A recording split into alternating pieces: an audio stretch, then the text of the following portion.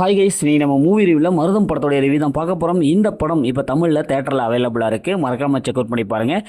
இது ஒரு விவசாயிகளின் நிலைமையை எடுத்து கூறுற ஒரு எமோஷனல் படமாக இது வெளிவந்திருக்கு. இப்போ இந்த படத்தோடைய கதையை பார்த்துடலாம். படத்துடைய ஹீரோ ஒரு விவசாயி. அவங்களுடைய ஒய்ஃப், அப்புறம் ஒரு பையன், இப்படி ஜாலியான ஒரு சந்தோஷமான மன நிறைவான வாழ்க்கையை வாழ்ந்துட்டு இருப்பாங்க. இவங்க தன்னுடைய பையனை எப்படியாவது பெரிய படிப்பு படிக்க வைக்கணும்னு சொல்லிட்டு கான்வென்ட் ஸ்கூலில் சேர்க்கணும்னு சொல்லிட்டு நிறைய கடன்லாம் வாங்குவார். உடனே ஒரு பேங்க் நோட்டீஸ் ஒன்று விட்டுரும், இவருடைய நிலத்தை ஜப்தி பண்ணுற அப்படின்னு சொல்லிட்டு நோட்டீஸ் விட்டுரும். ஆனால் அந்த பேங்க்கில் இவர் கடனே வாங்கியிருக்க மாட்டார். அதுக்கப்புறம் பேங்க்கில் போய் விசாரிச்சப்போ தான் தெரியும், இவருடைய அப்பா பேரில் கடன் வாங்கியிருக்கிறதாகவும் அந்த பேங்க்காரங்க சொல்லுவாங்க. உடனே அப்செட் ஆயிடுவார்.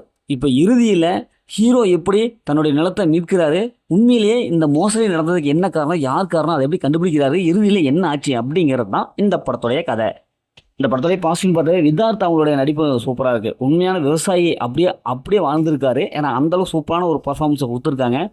இன்றைய சூழ்நிலையில் விவசாயிகள் எப்படியெல்லாம் ஏமாற்றப்படுறாங்க, அவங்களுக்கு கொடுக்கப்படுற அந்த திட்டங்கள்லாம் யாரும் சுரண்டுறாங்க, அது எப்படி கரெக்டான வழியில் செயல்படுத்தலாம் அப்படிங்கிற ஒரு தீர்வு அந்த படத்தில் சொல்லியிருக்காங்க. அதற்காகவே அந்த படத்தில் பாராட்டலாம், டைரக்டரை பாராட்டலாம். ஏன்னா அந்தளவுக்கு சூப்பராக சொல்லியிருக்காங்க.